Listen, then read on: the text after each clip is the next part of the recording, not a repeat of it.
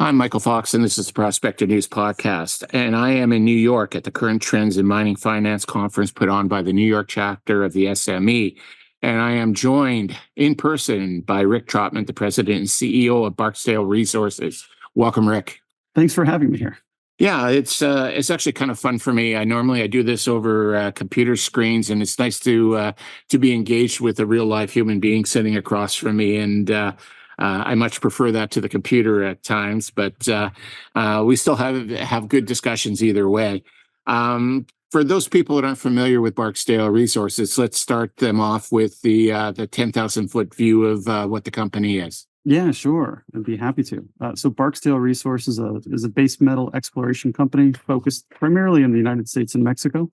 So we've got a very interesting collection of properties in southern Arizona, where kind of our flagship asset is located. And that's basically a porphyry copper deposit with an accessory skarn and carbonate replacement system off the side of it.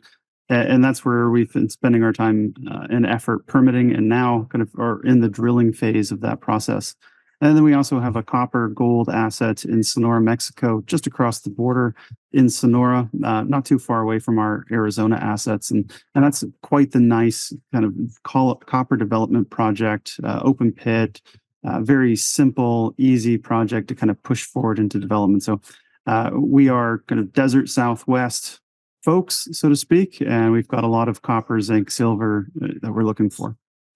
Wonderful. Now, the two properties on either side of the border, are they connected, or are they two completely separate entities? They're completely separate. So they're a couple hour drive apart, but close enough that we can kind of have a base of operations and kind of scoot down to one and move to the other relatively easily. Yeah, no, I just wanted to make sure that, when we're talking, I'm not asking questions about their interconnectivity when it's not necessarily there. Makes sense. So we're coming up here. We're in May. Since March, the company's had a flurry of some really good news, starting with drill results. So that happened in March. Yeah, so that was from the tail end of our last drilling program up at Sunnyside. So we had a couple of deep drill holes that we were able to get down on that program to the kind of targeted zones.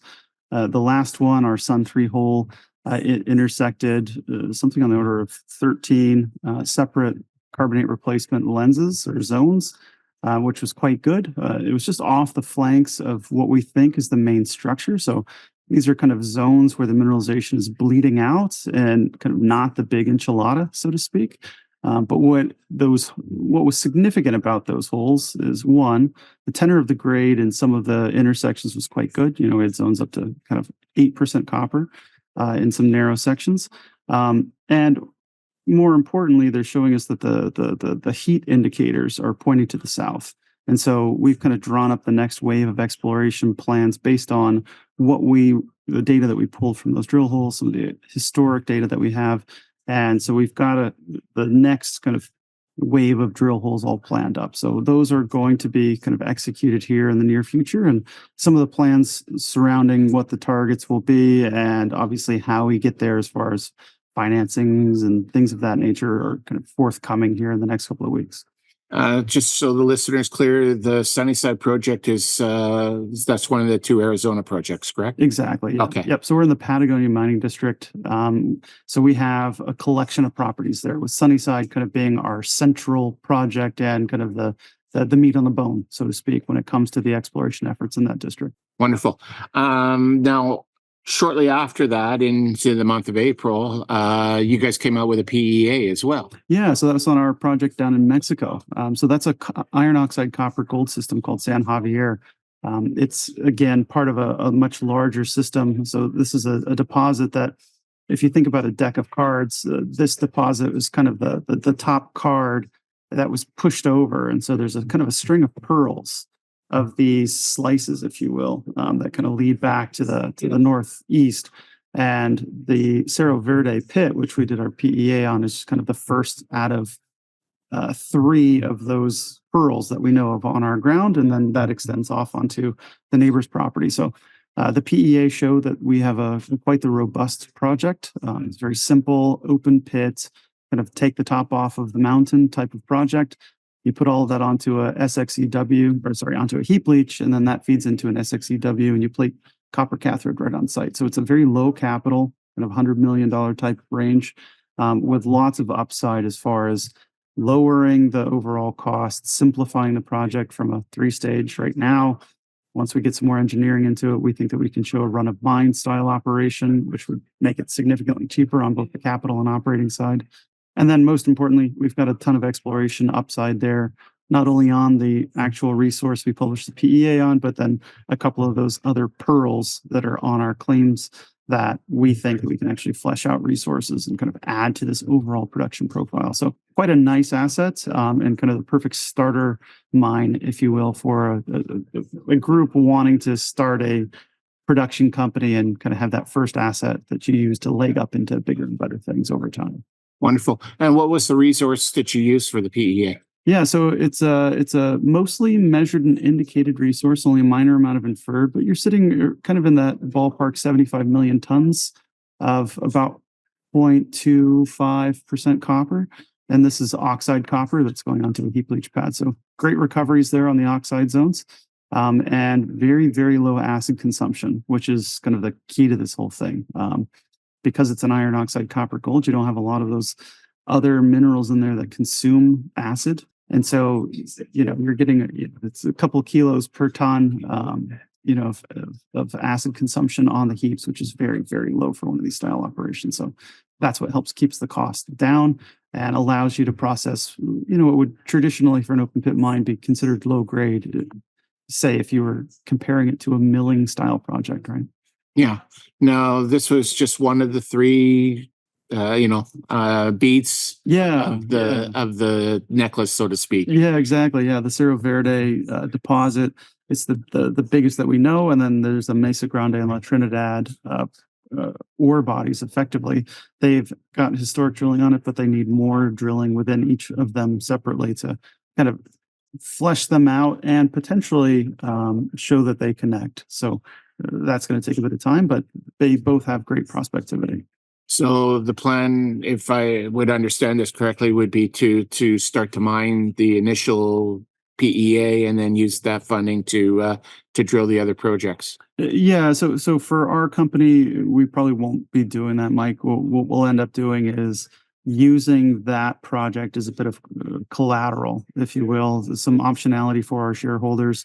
We'll either vend the asset off to a group that wants to pursue kind of the development process, right? We're not developers, we're explorers.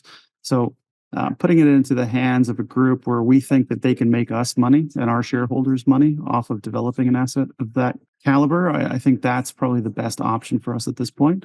I think our shareholders want us to remain focused up in Arizona and continue exploring at Sunnyside. So what we're going to do with San Javier is try to get that asset into the hands of a group that we think that ultimately can advance it, do great work, and ultimately make us money for what will most likely be kind of, if my crystal ball is shiny, Mike, we probably end up, having a fair sized equity interest in that company that's pushing it forward, assuming that we can find, groups that, want to kind of do one of those deals with us. That's perfect. It's very important in this space for companies and CEOs to kind of understand the lane they're in. And most of the times they can take a project only so far and then they need to hand off to somebody else. And it's always great to sit across from someone who's wise enough to know that. I've seen too many projects get steered into the ditch because someone, didn't know how to drive a truck because they've been driving a car all their lives. Well, and the way I look at it is, every $1 million that I put into that Mexican asset, I can grow the resource and I can make it bigger. I can make it better. But ultimately, I'll still have to expand beyond that and go into kind of a development scenario, which is not our bread and butter. For the same $1 million, I can drill holes up in Sunnyside that could change kind of the entire scope of our company with success. Right? Those can move the needle significantly, and so. I think that's where the dollars are best spent. We get the most amount of torque up in Arizona. Wonderful. Let's move up north then into Arizona. You just completed a successful drill program, as we already discussed. What are the plans as we head through the rest of this year for the Arizona projects? Yeah. So the last program that we we embarked upon, we ended up having to cut it short. And that was because we were having trouble with our drilling contractor getting the holes to where we needed them to go and doing it kind of in a timely and financially prudent way. We have had talks with a number of different drilling companies that we think that we can bring in to continue this next wave of exploration. And we're pretty much set to go there. The next step for us is to finance the company to basically fully fund that drilling program. And then we're off to the races as far as putting those next wave of holes into the ground. So when's that financing coming up? Yeah, so we're in talks with a number of groups right now. It's something that our shareholders will have to kind of keep their ears tuned for. I would say here in the next couple of weeks, I hope to announce something to the market. But these are all kind of discussions and preliminary in nature. So take that with your big grain of salt. Yes, that would be classified as a forward-looking statement, people. So we will just take we'll look at that as purely speculation. We're endeavoring to get things done so that we can move the company forward, and ultimately.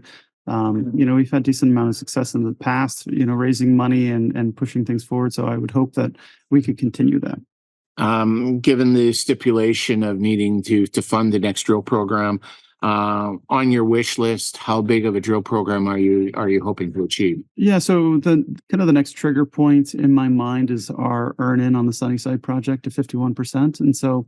Accomplishing that's the next piece. And so that requires about 10,000 feet, around 3,000 meters worth of drilling. And so getting that piece of the program out of the way is priority number one. And priority number two is obviously getting the holes down to the target kind of scarring zone. So I would say, we would look to kind of go out with no less than, say, like a $5 million program. Oh, that's a good sized drill program. Now, you talk about 3,000 meters. How many holes and how deep are you hoping to go? That is a piece of the puzzle that we're still working on. So we've got probably dozens of holes mocked up and ready to go as various targets. What we are looking to do is obviously work with the financial partners that we were in discussions with to figure out what makes sense for the money that we're ultimately going to need to raise, right? And so that could include a number of different options. And then the second layer to that whole thing is we look to do a bunch of wedge holes off of kind of the deep mother holes with wedge holes off the sides that give us the ability to kind of not drill over and over again that first 3,000 feet of rock. And so the success of that will ultimately kind of determine the number of holes that we get into this beast. Yeah, no, definitely.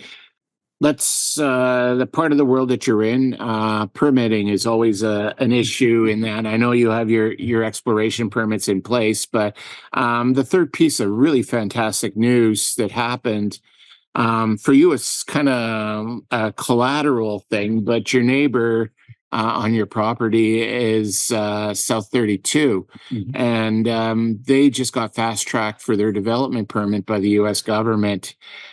They're fast tracking. Do you think that's going to mean for your company moving forward as you go from being an explorer to a developer on this project? Yeah, so obviously some great news next door.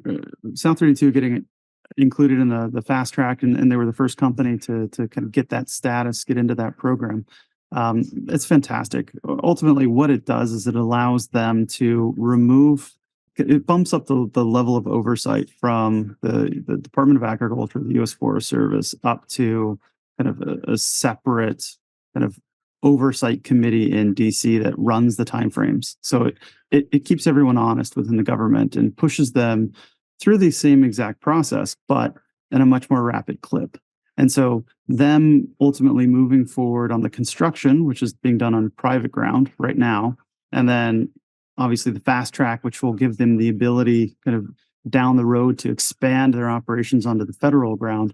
It's ultimately going to do nothing but good things for us, because ultimately we're an explorer that's in the shadow of the head frame that's being built on the ground next door, right? So the more success that they can have in this district, the more eyes, the more dollars flowing into this district, the better for us. And ultimately, what we want to do is find something that's big, something that's important, and something that could be meaningful. And having an operator next door presents a lot of opportunities as far as synergies and just opportunity for our shareholders to ultimately make money. From a permitting standpoint, does your land differ from South 32s, or is it a similar scenario? Are the same parties involved? Yeah, so most of 100% of our land at Sunnyside is federal mining claims administered by the U.S. Forest Service. 97% of South 32's land is also federal mining claims administered by the U.S. Forest Service. The key difference is that they have about 600 acres of patented mining claims, which allows them to permit their initial development through the state of Arizona. And so they already have those permits. They're already under construction. Their shafts are currently being sunk. Their water treatment plants operating and kind of pumping out the groundwater to advance the shafts at depth. But what it means is that at some point in the future, I think it might be year 7 of their operation, they will need a bigger footprint to expand, tailings infrastructure, things of that nature. They'll ultimately want the power lines to come in beyond the one that's already there as far as the size of the power. And so they'll need that federal permit to execute on that expanded footprint of the operation. And so that's what the Fast 41 is allowing them to do, is kind of push through that. So that way they have the approvals before they need it in their development plan, right? So 7 years, year 7 of the mine life. And, they're kind of in a 2-3 year build right now. So, so in 10 years, they will get to the point where they need to be on that federal land, and they're going through the permitting process now to make sure that they're there. Yeah, well, I was just in Washington, D.C., and then it's evident again here. Copper is topping the list of the critical metals that everybody needs, and it would appear that you're in a good location with definitely a good metal to be looking into, so the future looks pretty bright for you. Yeah, we're very excited. Yeah, I mean, we have a very large porphyry copper deposit there, and the world's largest carbonate replacement deposit sitting right off the side of it. So, we're an elephant country. The elephants land next door, and we know that we have a piece of it. So the key thing for us and what will bring value to our shareholders is us determining how much of that beast is on our side of the fence, and do we have the leg or the tail or the body of this thing? Maybe you have the whole elephant. Hopefully. Wonderful. If people want to continue to follow this exciting story, Rick, how would they do so? Yeah, a couple of ways. The easiest is go to www.barksdaleresources.com. Sign up for our kind of email distribution list. We'll get you our news. You can also sign up there for discussions with our VP of Communications or myself. And that gives you a direct line of communication to the executives of the company. Again, for investors, that's an important thing. This company is very good at getting back to investor calls. And as you know, it's important to have good communications with the management team as these projects move forward. So I want to thank you very much for joining me today, Rick. And I look forward to having you back as the project advances and there's more excitement in the air too. Thanks, Mike.